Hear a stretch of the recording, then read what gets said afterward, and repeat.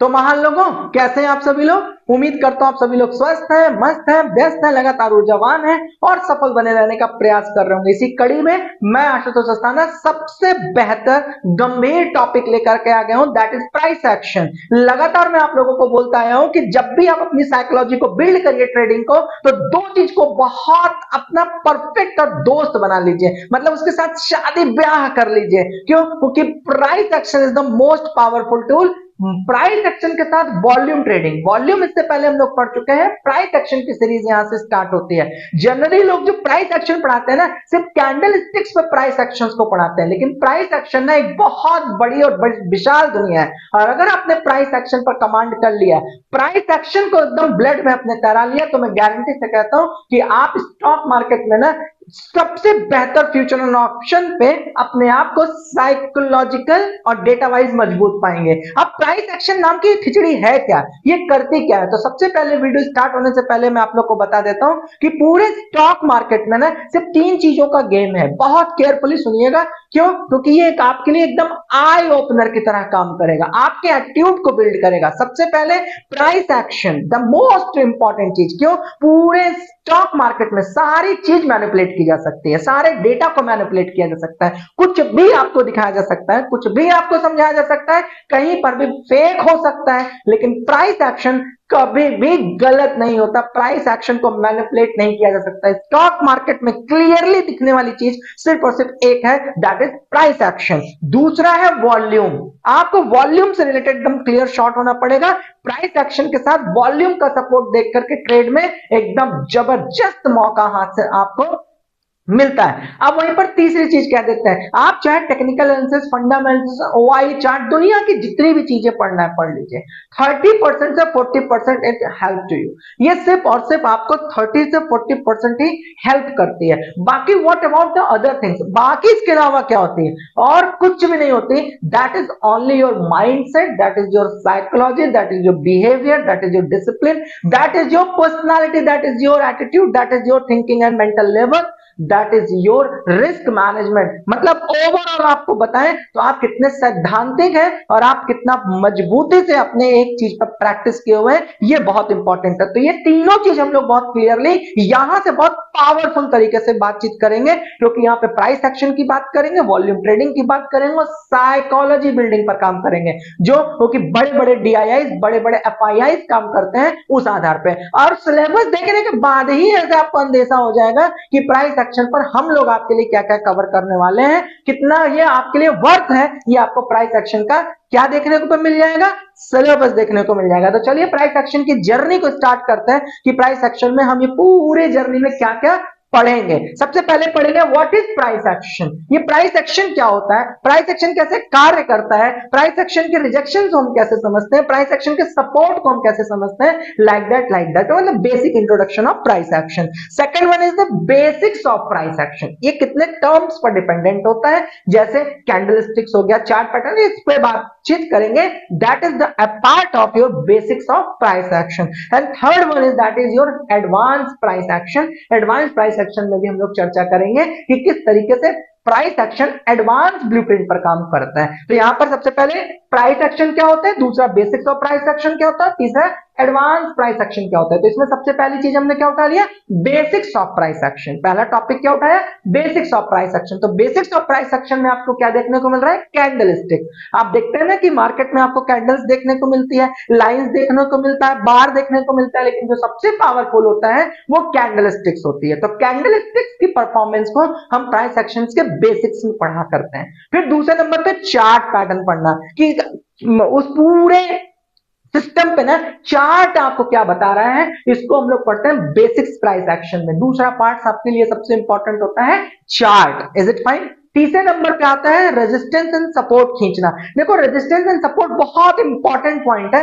लेकिन हम लोग क्या करते हैं ना कि ऊपर ऊपर रिजेक्शन देख लेते हैं, या ज्यादा से ज्यादा कैंडल जहां एक दूसरे को सपोर्ट में रिजेक्ट कर रखी है वहां पर हम लोग अपना टेंडेंसी बना लेते हैं। कई बार क्या होता है कि देखो टर्म्स बहुत सारे हैं, लेकिन रियल में रेजिस्टेंस एंड सपोर्ट खींचना ना ओआई का माध्यम देख करके, डेटा एनालिसिस का माध्यम देख करके, प्राइस रिजेक्शंस का माध्यम देख करके, एफआईआईस डीआईआईस की एंट्री देख करके जब रेजिस्टेंस एंड सपोर्ट खींचते हैं ना माय डियर, तो आपको एक बड़ा से बड़ा और अच्छे से अच्छा लेवल देखने को मिलता है। अदरवाइज आप क्या करोगे, एक छोटे छोटे प्राइस रिजेक्शन पर भी, जहां पे मार्केट प्राइस रिजेक्ट नहीं कर रही है, प्राइस करेक्ट कर रही है, मतलब अपने आप को और सपोर्ट ले रही है कि वहां से वो ऊपर जाए, और वहीं से आप उसको एक छोटा सा रेजिस्टेंस मान करके मार्केट से बाहर हो जाते हैं और फिर कहते हैं काश थोड़ी देर रुक गए होते तो और ऊपर चले गए होते। तो यहाँ पर रेजिस्टेंस एंड सपोर्ट को अलग ही लेवल पर सीखने को मिलेगा, ये मैं आपको 200% दावे के साथ बोल सकता हूँ। तीसरे नंबर पे मार्केट की ट्रेंड्स को आइडेंटिफाई करना। ये नहीं कि मार्केट में सुबह सुबह एंट्री कर गए, इससे पीछे का कोई पिक्चर नहीं समझे, इसके पीछे का कोई पिक्चर ध्यान में ही नहीं है, बस हमको क्या लगा कि मार्केट की सिनेरियो, वर्तमान सिनेरियो को देखे, हो सकता है मैनिपुलेटेड सिनेरियो को देखे और वहां से एंट्री बना लिया, और वहां से एंट्री बनाने के बाद जब हमें लॉस हो गया तो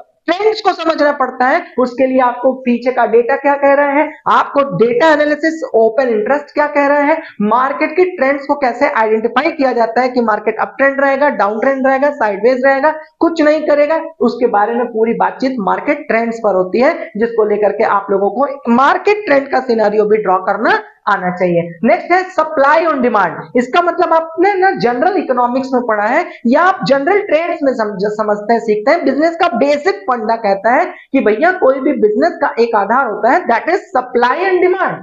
सिर्फ दो ही चीज तो होती है, demand and supply, and nothing all about, और कुछ होता ही नहीं है। तो डिमांड और सप्लाई, अब आपको पता ही नहीं किस स्ट्राइक प्राइस पे डिमांड कैसी है, वहां की सप्लाई कैसी हो रही है। बैंकिंग सिस्टम, जो आप डीआईआई की बात करते हैं ना, म्यूचुअल फंड हाउसेस की बात करते हैं ना, और specially I am talking about the banking sector.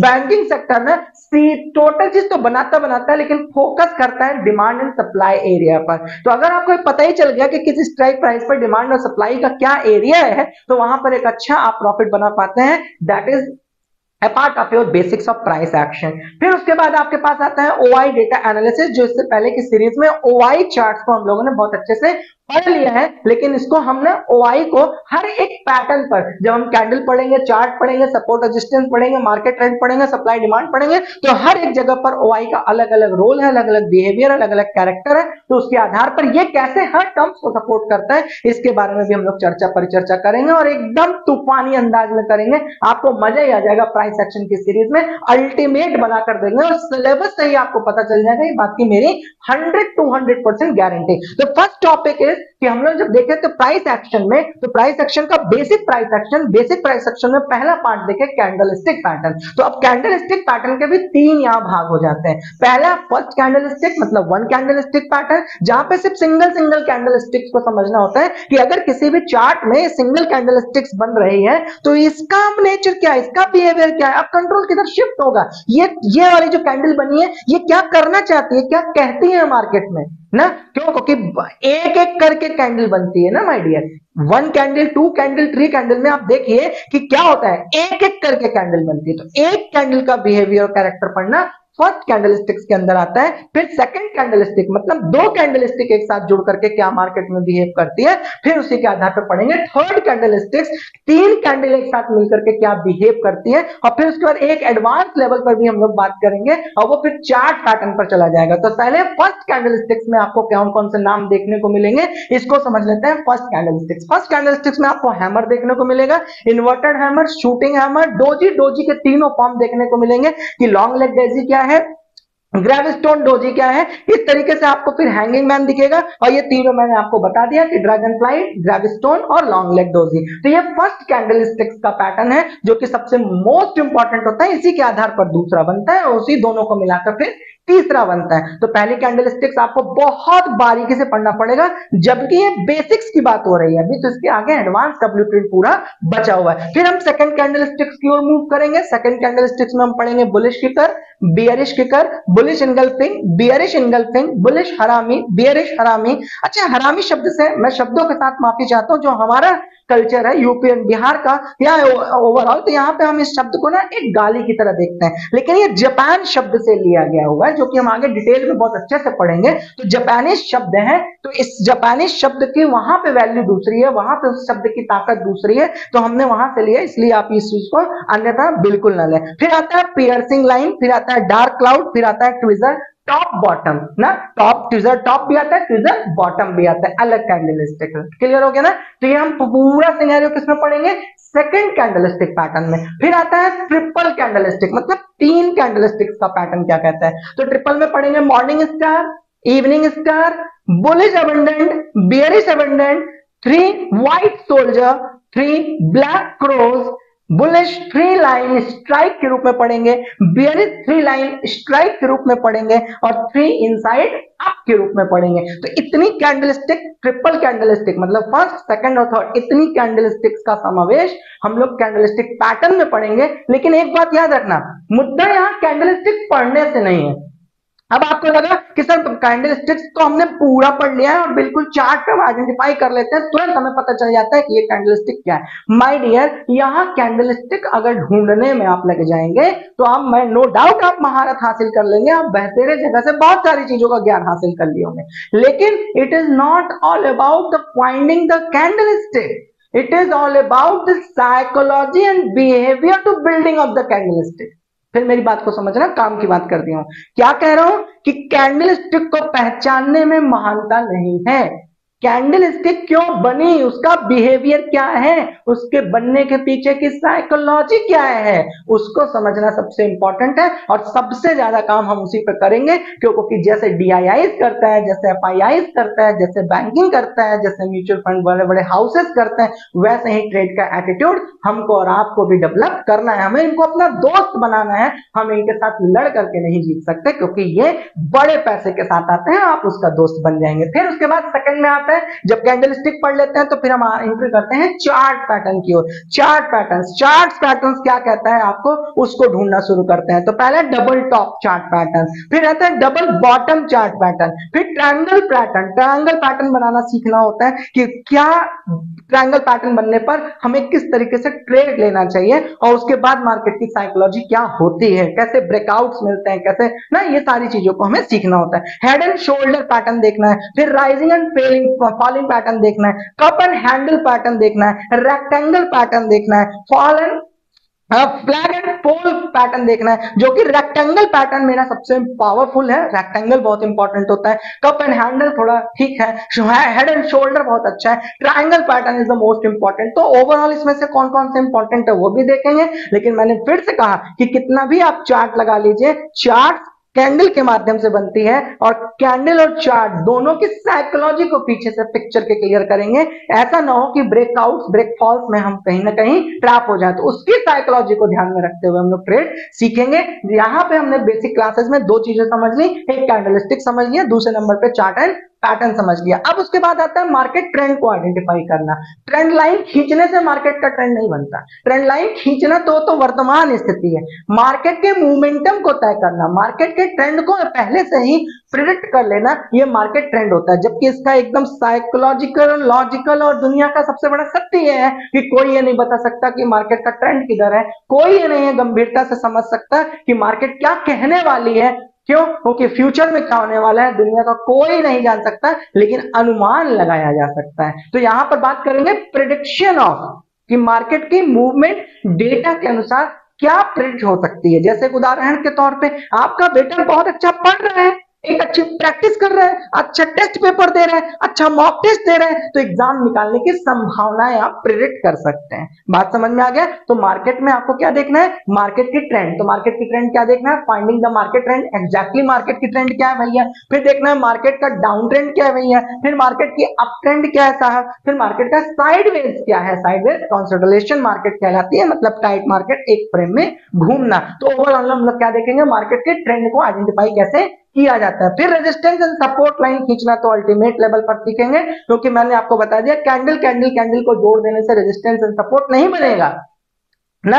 बात समझ आ गई? हमें ओआई डेटा को देखना पड़ेगा, डेटा एनालिसिस पर देखना पड़ेगा, हमें सप्लाई एंड डिमांड को ध्यान में रखना पड़ेगा, किस स्ट्राइक प्राइस पर OI and sellers and buyers के बीच में क्या बिहेवियर हो रहा है इसको समझना पड़ेगा। जब हम इस लेवल पर डेटा को एनालिसिस करना सीख जाएंगे, तब हम तीन भाग में रेजिस्टेंस एंड सपोर्ट को खींचना सीखेंगे, जिसको लेकर के हम लोग एक वास्ट चर्चा करेंगे, जिसके लिए हम और आप जुड़ रहे हैं। ओपन क्लियर हो गया। अब आते हैं दूसरे नंबर पे डिमांड और सप्लाई। हम वो एरिया ढूंढेंगे, उस स्ट्राइक प्राइस का वो एरिया फाइंड आउट करेंगे जहां पे हम डिमांड एरिया और सप्लाई एरिया दोनों को देखेंगे, उसके आधार पे हम अपना डिसीजन लेंगे फॉर डिसीजन ऑफ ट्रेड। फिर आता है एडवांस प्राइस एक्शन। ये अब तक का सबसे इंपॉर्टेंट अब होने वाला है, क्योंकि अब आप प्राइस एक्शन का बेसिक स्ट्रैटेजी सीख चुके हैं। अब इसके बाद आप एक कदम और आगे मूव कर रहे हैं, that is your advance price action. Advance price action में ना कोई डेटा से संबंधित बात नहीं होता, क्योंकि वो तो उससे पहले पढ़ चुके हो। मैंने कहा था ना, जो बड़े बड़े हाउसेस कैपिटलिस्ट होते हैं ना, वो साइकोलॉजी पे ट्रेड करते हैं,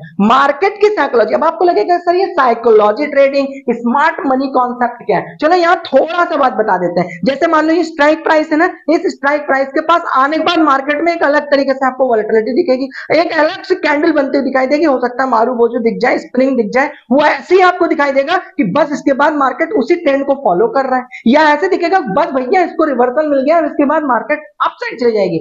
वहीं पर रिटेलर ट्रैप हो जाते हैं, क्यों? साइकोलॉजी पर काम करती है मार्केट। मार्केट साइकोलॉजी को ध्यान में रखी, रिटेलर की साइकोलॉजी को वो कैलकुलेट करी, और उसके बाद वही टर्म एंड कंडीशन थोड़ा सा आप लोगों को होता है पानी का छिट्टा मारना दिखाना, तो फिर उसी हिसाब से लोग वहां पे एंटर कर जाते हैं और उसके बाद वो बहुत बुरी मौत मारे जाते हैं। तो यहाँ पे साइकोलॉजी बेस्ड ट्रेडिंग सबसे इंपॉर्टेंट होती है एडवांस प्राइस एक्शन में। फिर आता है स्मार्ट मनी का कॉन्सेप्ट। एक सेकंड बाद आगे हम लोग देख लेते हैं कि साइकोलॉजी बिल्डिंग पर हम लोग किस तरीके से काम करते हैं। तो अब यहाँ पे साइकोलॉजी को देखो किस भाग में हम लोगों ने समझाया है। तुलना करिए, कंपैरिजन करिए। मैं बार बार बोलता हूं कि जितना सिलेबस, जितना टॉपिक हम लोग आपके साथ एक्सप्लेन कर रहे हैं, सिर्फ उसका एक ही आधार है कि हम आपको ज्यादा से ज्यादा दे सकें, आप ज्यादा से ज्यादा हम आपके लाइफ में वैल्यू ऐड कर सकें। और जितना ज्यादा आप सीखे रहेंगे, समझे रहेंगे, उतने ही नॉलेजफुल रहेंगे, उतना ही आपका रिस्क कम हो जाएगा। जितनी अच्छी आप गाड़ी ड्राइव करना जानते हैं, उतना ही आपके रिस्क कम हो जाएगा। और बाकी कैलकुलेटेड रिस्क लेकर के रिवॉर्ड को हम सेट करते हुए आगे चलेंगे। बात करते हैं साइकोलॉजी। तो मार्केट स्ट्रक्चर, मार्केट के स्ट्रक्चर, उसका फाउंडेशन, उसके मूवमेंट, वो चलन क्या है, इसको हम लोग साइकोलॉजी बेस पर देखेंगे कि मार्केट की साइकोलॉजी मार्केट के अंदर क्या होती है। ठीक, फिर मार्केट की साइकोलॉजी मैंने बता दी कि मार्केट की साइकोलॉजी के अंदर क्या होती है। स्टॉप लॉस हंटिंग, ये बड़ा विषय है। ज्यादातर लोग क्या कहते रहते हैं पता है, सर मैंने यहाँ पे स्ट्राइक प्राइस पे लिया, यहाँ पे हमने अपना स्टॉप लॉस लगाया, हमें लगा कि मार्केट यहाँ से अपसाइड जाएगी। बड़ी रोमांटिक स्टोरी है।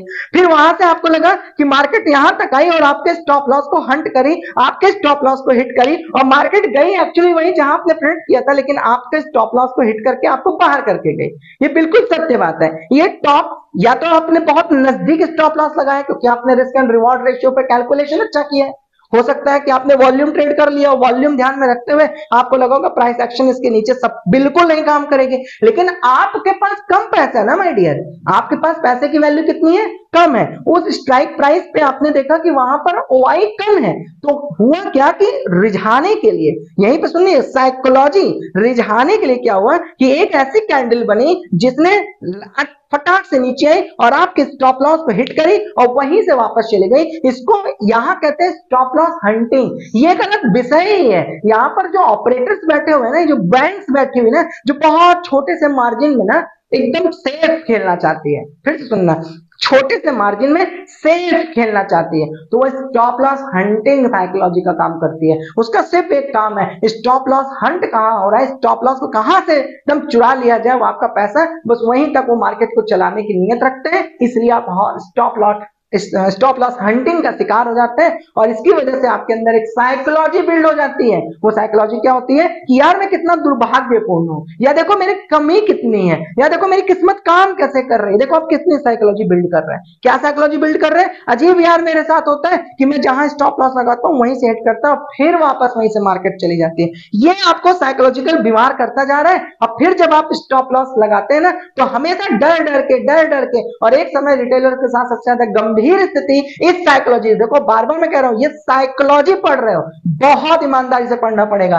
स्टॉप लॉस हंटिंग साइकोलॉजी का जो व्यक्ति ग्रसित हो जाता है, फिर वो क्या करता है कि स्टॉप लॉस ट्रेलिंग करने लगता है। जैसे जैसे मार्केट उसके नजदीक पहुंचती है, मतलब स्टॉप लॉस के नजदीक पहुंचती है, वैसे वो स्टॉप लॉस को और पीछे कर देता है, फिर और पीछे कर देता है। वो बेचारा यही नहीं समझ पाता कि स्टॉप लॉस हंटिंग अब नहीं हो रही है, अब मार्केट उसी डायरेक्शन में आ रही है, तुम कितना भी दूर लगा लोगे स्टॉप लॉस आपका हिट हो जाएगा। तो ये मानसिक बीमारी थी, उसने इस चीज को कैलकुलेट नहीं किया और इसलिए इस सबको सारे सेटअप को, ये जो मैं बात कर रहा हूं, इसको साइकोलॉजी के अंदर रखा गया है क्योंकि ये साइकोलॉजिकल इंपैक्ट होता है। फिर आते हैं लिक्विडिटी ग्रैब। लिक्विडिटी ग्रैब, जहां ज्यादा से ज्यादा लिक्विडिटी है फटाक से वहां पहुंचो और ग्रैब कर लो, बात ही खत्म हो जाए। Banking, warehouse, funding house ऐसा ही काम करती है। ट्रैप ट्रेडिंग, ट्रैप ट्रेडिंग तो एकदम भर भर के ऑप्शन है फ्यूचर में।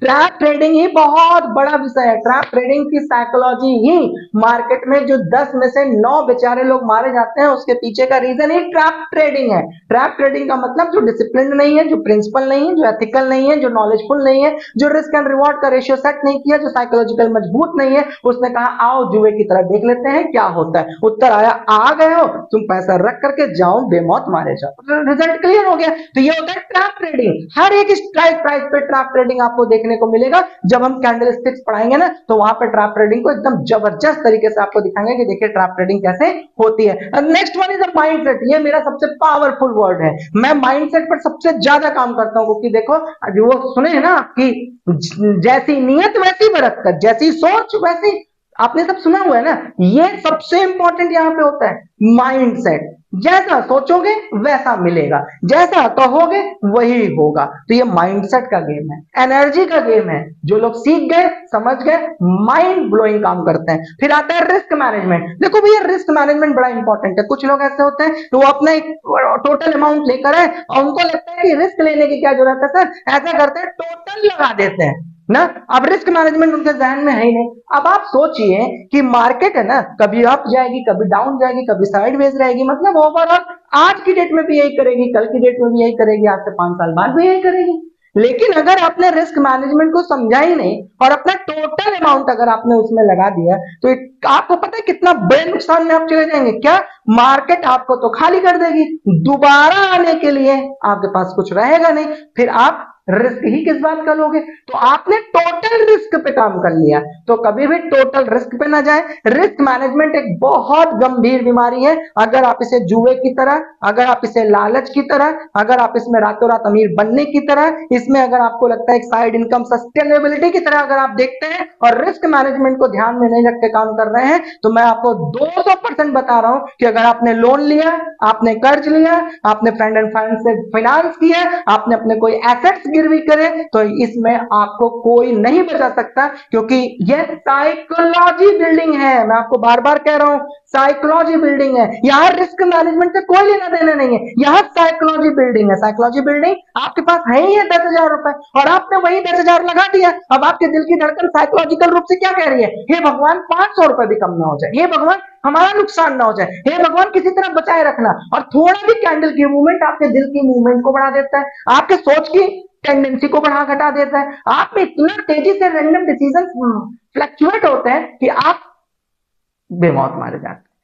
बहुत इंपॉर्टेंट है, मैं लगातार बोल रहा हूं। ये सारे वर्ड देखिए किससे रिलेट कर रहा है, साइकोलॉजी से। और ये एडवांस प्राइस एक्शन का रूप है, तो इसको तो आप हल्के में बिल्कुल नहीं ले सकते। And second one is risk and reward ratio. Risk and reward का मतलब क्या होता है, आपने कितने का रिस्क लिया है, आप उसे उसी मिनट सोच कर रखिए कि अगर ये मार्केट से चला जाता है तो मैं अभी चला जाऊंगा उस दिन के लिए। फिर से सुनना मैंने क्या कहा, मार्केट में रिस्क एंड रिवॉर्ड क्या कहता है कि आज आप 40,000 रुपए का कैपिटल लेकर आए, आपने कहा कि साहब 40,000 में से 9,000 रुपए मेरा रिस्क है, स्टॉप लॉस, और बाकी रिवॉर्ड है मेरा 40,000 से 77,000, या 40,000 से 1,20,000, या 40,000 से 65,000। ठीक, तो रिस्क एंड रिवॉर्ड आपने क्या किया, 1:1 या 1:2 या 1:3। तो आपने क्या किया, अपना रिस्क और अपना रिवॉर्ड बना लिया कि ये मेरा कैपिटल है, ये मेरा रिस्क है और ये मेरा रिवॉर्ड है। तो रिस्क वाली दुनिया को आप अपने जहन में रखिए कि भैया आज ही गिर जाए तो मेरी सेहत पे कोई फर्क नहीं पड़ता। ये हो गया रिस्क। अब आते हैं रिवॉर्ड। जिस तरह आप रिस्क पर पेशेंसफुल थे, धैर्यवान थे, वैसे ही आप अपने रिवॉर्ड पर भी धैर्यवान रहिए, क्योंकि मार्केट कुछ समय में करेक्शन लेके कुछ समय तक अपने आप को फिर से मेंटेन करके वहां तक हो सकता है पहुंच जाए। तो रिस्क एंड रिवॉर्ड का रेशियो बहुत कैलकुलेटिव रखिए, और रिस्क एंड रिवॉर्ड का रेशियो कैलकुलेशन भी साइकोलॉजी पे बिल्ड होती है। कई लोग रिस्क वाले में पूरा धैर्य बनाए रखते हैं, टोटल लॉस हो जाने में भी उनकी कोई दिक्कत नहीं होती। क्यों? क्योंकि जुए का एटीट्यूड है। और रिवॉर्ड जब शुरू होता है, मतलब उनके प्रॉफिट में जब ग्रीन शुरू होता है, तो उनके जहन में क्या आ जाता है, दैट इज क्वाइट एनफ, मैंने आपको फिर कहा रिस्क एंड रिवॉर्ड चाहे जितना पढ़ लो, लेकिन ब्लूप्रिंट देखो कहां पे है, साइकोलॉजी पर है। मतलब लॉस हो रहा था 10,000 का तो आप बने हुए थे, प्रॉफिट हो रहा है 3,000 का तो आप अपने आप से एग्जिट करने के लिए सोच रहे हो। ये रिस्क एंड रिवॉर्ड का फॉर्मूला नहीं है, ये है साइकोलॉजी बिल्डिंग। आप जैसा मनोचित्त रखते हैं, आप जैसा मनोवैज्ञानिक स्तर रखते हैं, आप जिस चीज से जितना डिमांड करते हैं साइकोलॉजिकल रूप से आपको उतना ही वापस मिल जाता है। तो that is most important and powerful कि आपको रिस्क और रिवॉर्ड रेशियो आना चाहिए। पोजीशन साइजिंग, थोड़ा नंबर्स के बारे में भी आपको पता होना चाहिए कि भैया हमें कितना लगाना है, हमें कितने पोजीशन पर लेना है, हमारी लॉट साइजिंग क्या होनी है। ये नहीं कि आपके पास डीमेट अकाउंट में, ब्रोकरेज फर्म में 1 लाख रुपए पड़ा हुआ है तो अब साहब 1 लाख से ट्रेड कर रहे हैं ना, तो ये भी एक बहुत गलत निर्णय है। पोजीशन साइजिंग बहुत इंपॉर्टेंट है, क्योंकि पोजीशन साइजिंग, अब आपको लगे कि सर पोजीशन साइजिंग तो बड़ा कैलकुलेटिव है, इतने लॉट होता है, इतने लॉट में इतने क्वांटिटी होती है और इतना मल्टीप्लाइडेड बाय इतना प्रीमियम होता है, चलो ठीक है, बहुत ज्ञानी हो गए। अब आप कहोगे सर इसमें साइकोलॉजी का क्या रिलेशन है, चलो समझो। यहां पे आपको क्या लगता है ना, अगर आपके अकाउंट में 1 लाख रुपए ट्रेडिंग अकाउंट में, तो आपको लगता है अगर हम 200 क्वांटिटी लेंगे, लेट्स से हम लॉट में नहीं बात कर रहे हैं, क्वांटिटी में बात कर रहे हैं, अगर हम 200 क्वांटिटी लेंगे 10 रुपए पड़ेगा तो 2,000 हो जाएगा। अगर सर हम पोजीशन साइजिंग पर काम कर ले और उसी समय पर 2,000 ले लें तो अगर इतना रुपए आ गया तब तो फिर ये अगर यहीं रह जाता है और मगर जो है वो पानी के अंदर चला जाता है और बेमौत कौन मारे जाते हो, आप लोग मारे जाते हो। क्यों? क्योंकि ये पोजीशन साइजिंग कैलकुलेशन थोड़ी ना है, नंबर थोड़ी ना है, फॉर्मूला तो है, एकदम बढ़िया पोजीशन साइजिंग का फॉर्मूला ले लो, रट लो। लेकिन मुद्दा क्या है कि जब आपको लगता है कि काश ये चीज 50 क्वांटिटी में लिए थे तो हमें इतना प्रॉफिट हुआ, 200 क्वांटिटी में लिए होते तो साहब क्या हो जाता है। ये है पोजीशन साइजिंग। दोनों चीज हो जाता है, आपके फेवर में आ जाती तो मौज ही मौज है, नहीं फेवर में आती तो फिर हार्ट अटैक की भी जिम्मेदारी आपकी आती है। Smart money concept, it is completely dependent, it is completely for the FIIs, DIIs and banking institutions. सबसे ज्यादा काम बैंकिंग इंस्टीट्यूशन करता है। लेकिन अगर हम उसे अपना दोस्त बना लें, देखो इतना नंबर्स का कैलकुलेशन, इतनी बड़ी मैन पावर, इतनी बड़ी टीम, इतना बड़ा, नो डाउट आपके और हमारे मेरे ही बस का नहीं, लेकिन मैं आपको इस स्ट्रैटेजी को पढ़ाऊंगा तो पूरा, लेकिन आपको बताऊंगा कि ये स्ट्रैटेजी ना आपको चार्ट पर दिखती भी, बस आप अगर वो FIIs DIIs की एंट्री को समझ जाएंगे तो आपको ऐसा लगेगा ना मार्केट आपके अनुसार चल रही है, जैसा आप बोल रहे हैं वैसा नहीं चल रही है। क्यों? क्योंकि आपने साइकोलॉजी बेस्ड ट्रेडिंग को उस तरह से पढ़ लिया, उस तरह से सीख लिया जैसे एक बैंकिंग इंस्टीट्यूशन काम कर रही है। तो वो क्या कर रहे हैं, मार्केट में ऑपरेटर जैसे गेम कर रहे हैं, मार्केट में FIIs DIIs जैसे काम कर रहे हैं, सेम एज अ फ्रेंड उनको बनाकर वो जहां घुसे तो आप भी घुस जाओ, वो जहां निकले आप भी जयराम बोल जाओ, देखो मौजी मौज हो जाएगी, एकदम मार्केट का आनंद लेंगे। तो ये FIIs DIIs और बैंकिंग इंस्टीट्यूशन का सबसे बड़ा काम मनी, स्मार्ट मनी कॉन्सेप्ट पर होता है। इसमें क्या होता है, फेयर वैल्यू गैप, इसको आपको कई बार मिलेगा FVG के नाम पे, ठीक है ना, फेयर वैल्यू गैप। मैंने आपको परसेंटेज में बांट दिया है कि कितना कितना परसेंटेज इनका रोल है, लेकिन आप ऐसे मान लीजिएगा फेयर वैल्यू गैप। फिर आता है ऑर्डर ब्लॉक्स, ऑर्डर ब्लॉक्स के बारे में कि कितना ऑर्डर ब्लॉक्स किए होते हैं, सप्लाई एंड डिमांड का ही चेन है ये भी। तो आप लोगों को ब्रेकर ब्लॉक्स, वहां ऑर्डर ब्लॉक्स है, यहाँ ब्रेकर ब्लॉक्स है, यहाँ ब्रेक ऑफ स्ट्रक्चर है। तो मैंने आप लोग को बताया कि ये सारा कॉन्सेप्ट ना सप्लाई एंड डिमांड को आधार में रख के, सप्लाई और डिमांड दोनों को आधार में रख करके ये पूरा स्मार्ट मनी कॉन्सेप्ट बनाया जाता है। बाकी इसके लिए आप परेशान मत होइए, पूरी तरह से अल्टीमेट लेवल पर ना हम लोग बेसिक्स, मतलब व्हाट इज प्राइस एक्शन, एकदम शुरुआत से कहां से शुरू करेंगे, फिर उसके बाद प्राइस एक्शन का बेसिक पार्ट, फिर उसके बाद प्राइस एक्शन का एडवांस पार्ट, और जो इसमें सबसे इंपॉर्टेंट होगा उस पर चर्चा और परिचर्चा तो एकदम दिल खोलकर होगा, जिससे कि आपको मजा आ जाएगा। इसी शुभकामनाओं के साथ कि हम प्राइस एक्शन की जो सीरीज लेकर आ रहे हैं, ये जो प्राइस एक्शन आप लोग पढ़ रहे हैं उसमें मैंने जितना वैल्यू ऐड दिया है उसमें आप भी सेम एनर्जी के साथ कंट्रीब्यूट करेंगे, अपनी डायरी पेन के साथ बैठेंगे, सेम एनर्जी का लेवल लेकर के रखेंगे, डिसिप्लिन साइकोलॉजी जो मैं आपको सिखाऊंगा उसी पर आप एक्सरसाइज और प्रैक्टिस करेंगे। इन्हीं शुभकामनाओं के साथ कि आप सभी लोग स्वस्थ रहिए, मस्त रहिए, व्यस्त रहिए, लगातार ऊर्जावान रहिए, सफल बने रहने का प्रयास करते रहिए, अपने पैसे का ख्याल रखिए और अपने ख्याल का सबसे ज्यादा ख्याल रखिए। इन शुभकामनाओं के साथ मैं आशुतोष अस्थाना साइनिंग आउट।